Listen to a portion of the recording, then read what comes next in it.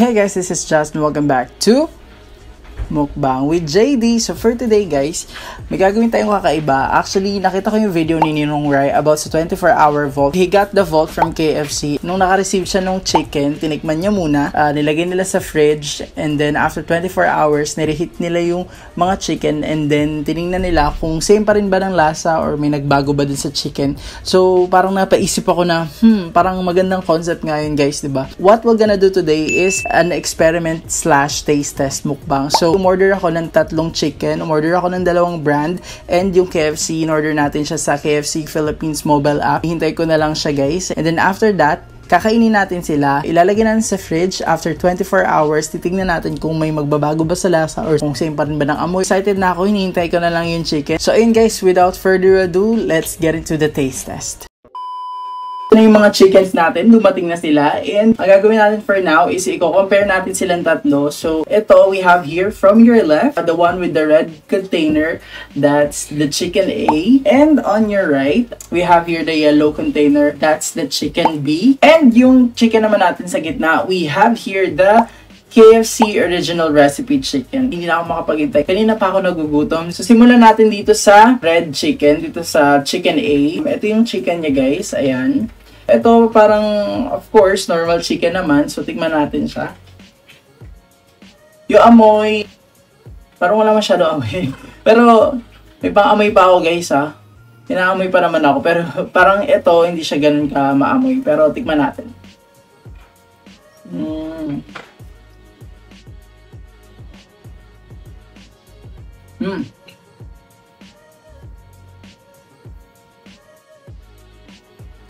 So guys, okay lang. Goods lang siya. Proceed na tayo dito sa next chicken. Itong chicken na to, ayan. Parang parang dry siya. Pero okay lang naman. Tikman natin kung dry din siya sa loob.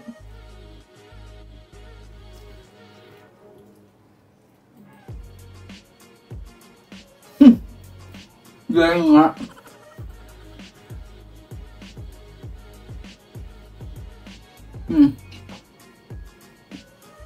May pagka-dry nga siya guys. Parang kung ano yung una mong tingin, yun din yung makakain mo. So ayun. Proceed na tayo dito sa KFC kasi excited na ako dito. So guys, ayun yung chicken.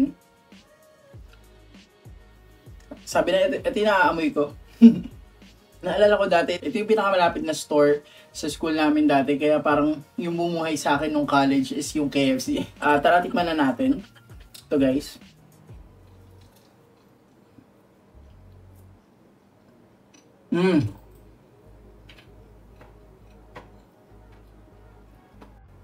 Stop.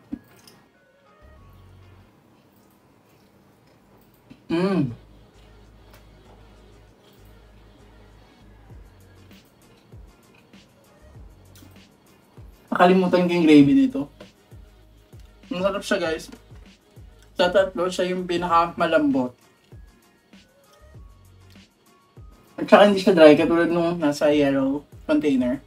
Ito guys yung gravy. So ayun, yan, lagay na natin. Again, masarap na yung KFC before mo pa siya isawsaw sa gravy. Pero syempre mas masarap pag may gravy dito. Para tikman natin.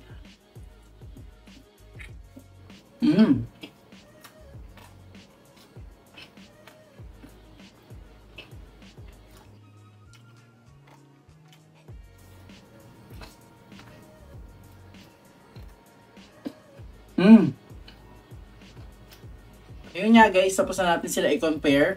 Dito na magsisimula yung experiment natin. Ilalagay natin sila sa fridge, and then after 24 hours, i-reheat natin sila and titikman natin kung same pa rin ba sila ng lasa or again may magbabago ba. Babay tayo ulit bukas para malaman natin kung anong mangyayari after natin i-reheat. 24 hours later. Ganito yung gagawin nyo kapag meron kayong KFC chicken sa fridge, guaranteed masarap pa rin siya.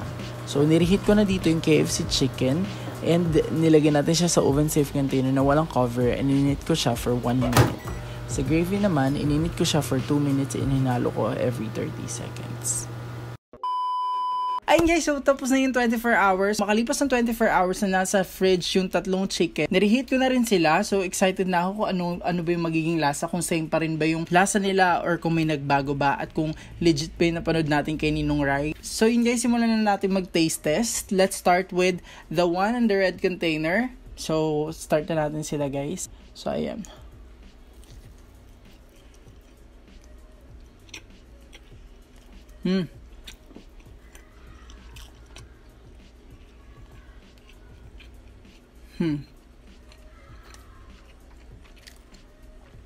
Inukin ko lang.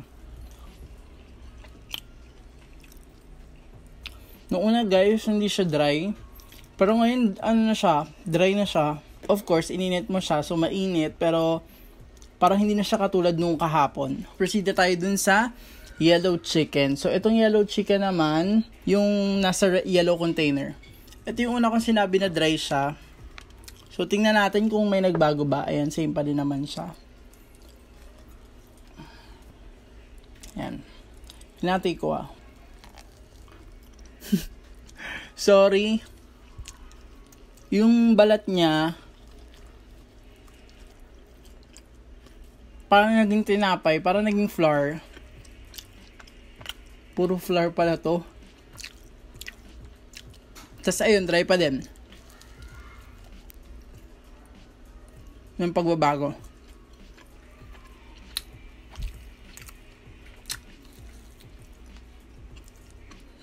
Ganun pa din.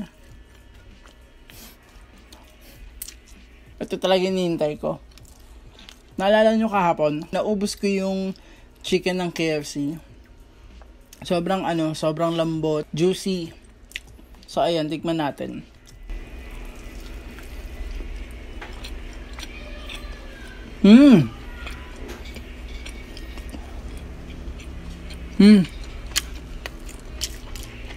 Juicy pa din.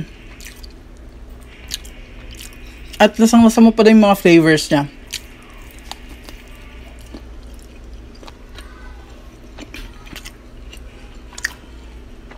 Sarap. Tikman natin with gravy.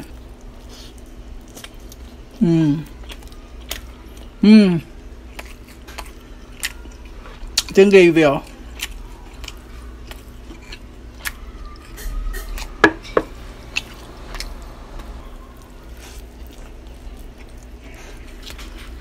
Sarap.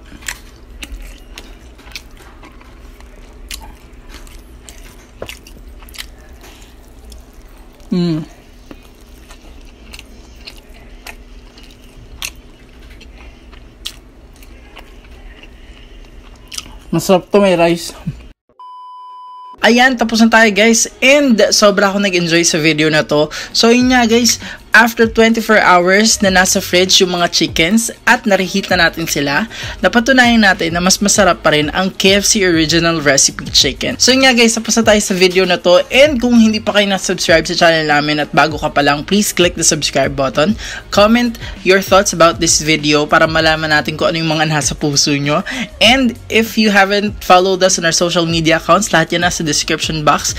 Thank you so much guys again for watching and we hope to see you on our next mukbang video. Thank you guys. Bye!